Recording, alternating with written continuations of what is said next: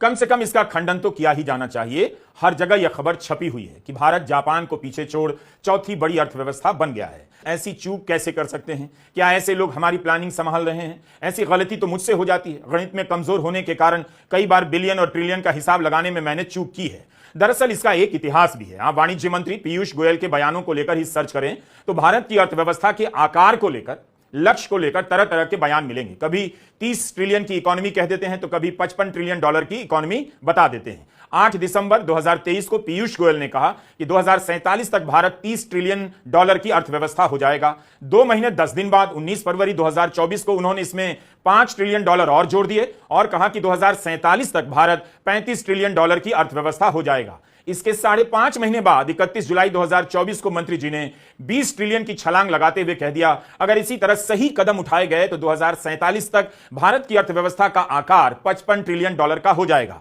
मगर किसी कारण से मार्च 2025 में अपने अनुमानों में कटौती कर दी और कहा कि हमारा अनुमान है कि 2047 तक भारत 30 से 35 ट्रिलियन डॉलर की अर्थव्यवस्था बन जाएगा। कोई जवाबदेही नहीं, कुछ का कुछ बोलते जाइए, जोड़ते जाइए। 10 साल में भारत ने 2 ट्रिलियन डॉलर अपनी इकोनॉमी में जोड़ा है और अब पीयूष गोयल अगले 20 साल में यानी 2 दशक में 30 से 50 ट्रिलियन डॉलर तक जोड़ने की बात कर रहे हैं। किस हिसाब से?